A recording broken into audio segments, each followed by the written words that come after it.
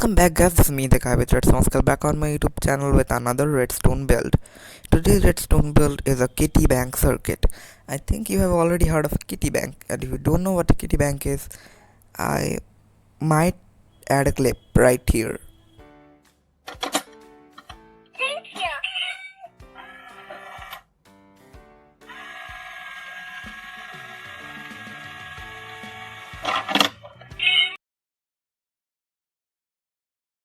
To show you that what a kitty bank is. So you might have seen it by now. You have, right? So that is what the concept is for this thing. The concept is that you already know the concept. We'll just place a block and it will grab it and it will store it inside. Now Mambo actually made a video on it already in Java edition. I made it in I wasn't flying.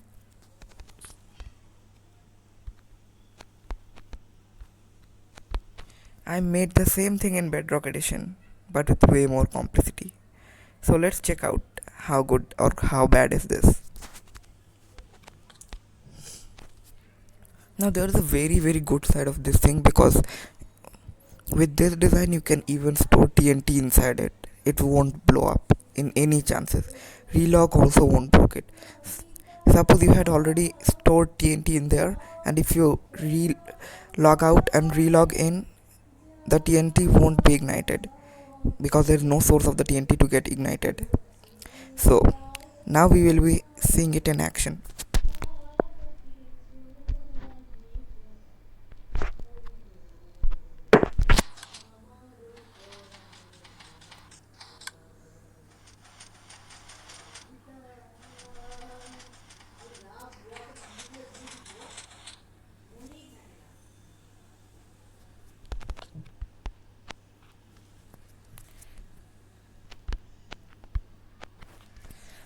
So, deep diving into the geekiness of slime block and repeaters, this is what the circuitry is actually looking like.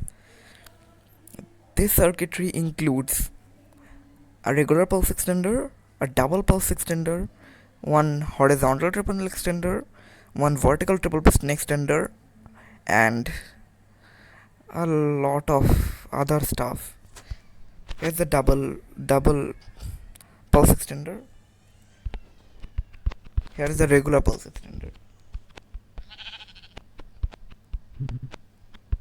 And yes, these are piston bars for the storage silo, which actually store the blocks. This is the horizontal triple piston extender, and this is the vertical one. Let's show it to you from this angle. It is actually ain't that fast, but does work.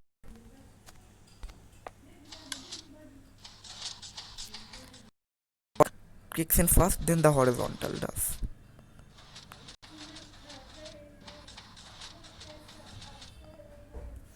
As you can see, there's a lot of things going on inside this thing.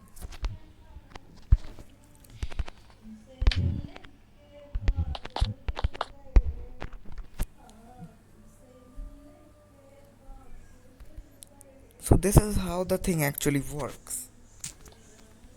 That was too fast to show you, so let me just explain you. At first, this piston extender, which has 1, 2, 3, 4, 5, 6, 7, 8, 9, 10, 11 blocks in total, which can barely push it. So this triple piston extender extends and pushes that. No, it's 10 guys, it's 10. I was wrong, it's 10. So it barely pushes it and extends.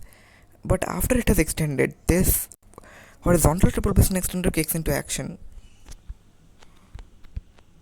moving it from this place to onto the observer face.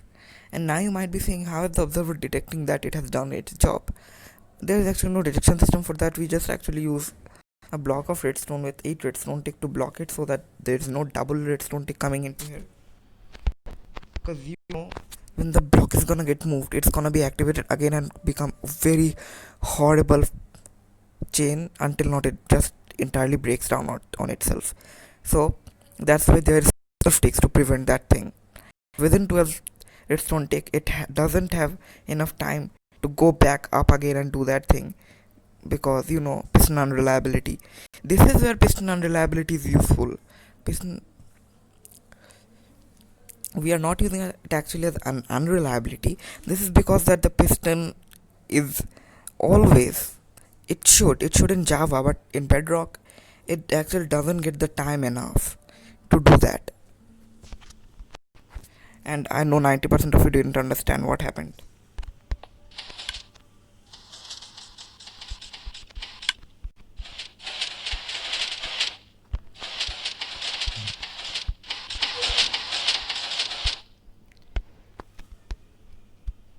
See, this 8 tick blocked it from re-extending again.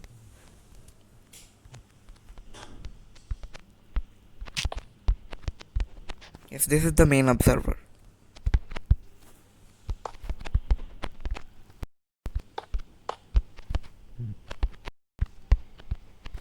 And the fun fact that I did that it is completely flush and hipster.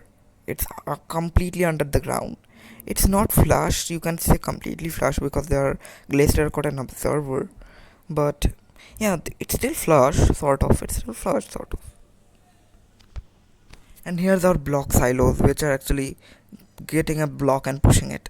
Suppose, yeah, here's the last block, and if you fill that in, this can completely go down. This is satisfying, guys.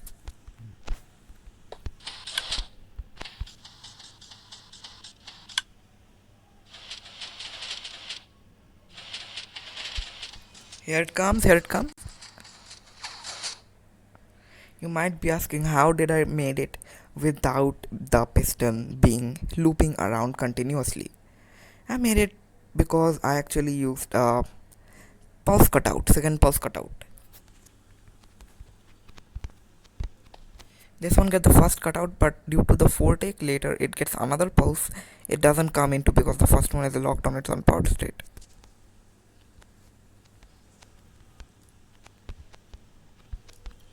Now it's getting humongous, so I may destroy it.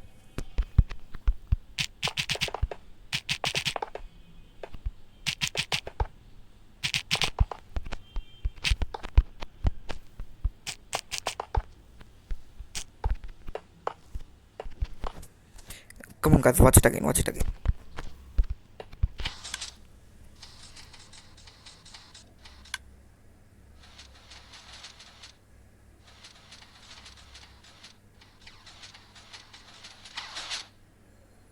If you actually wait here, it's like so hard panicking. Like, why isn't the block still there? Did the contraption broke on itself? Did piston unreliability broke it? No, this is actually very very slow because there are 3 triple piston extender work done to be done. After that, there is a block rotator which actually pushes them there, from there to there to there to there. It's actually a very complicated system. And yes, I went overload with the amount of slime blocks here. If you don't have a slime farm, you can even use honey farm because honey blocks are extremely farmable. They're so easy to farm.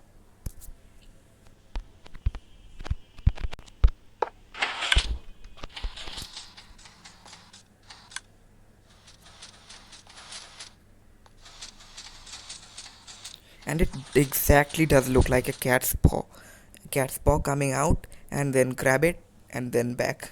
It's so satisfying.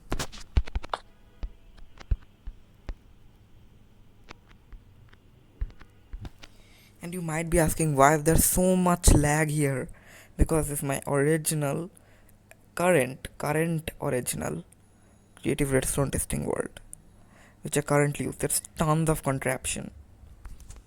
Like, here's the triple piston extender which I once showed down. This is the infinite feed tape which can feed tape infinite blocks. I don't know how it exactly does work. I just made it and I just made it.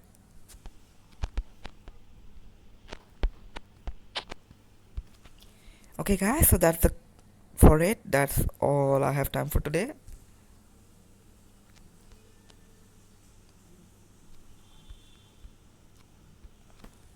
This thing is hella laggy. So yeah, that's all I had time for today, and I hope you guys liked the vid. If you have liked the vid, then please make sure to subscribe, like, comment. Whatever you can do, just a subscribe will help out the channel very, very much. So um I'll be pleased if you subscribe, and please do it. Goodbye. Stay safe.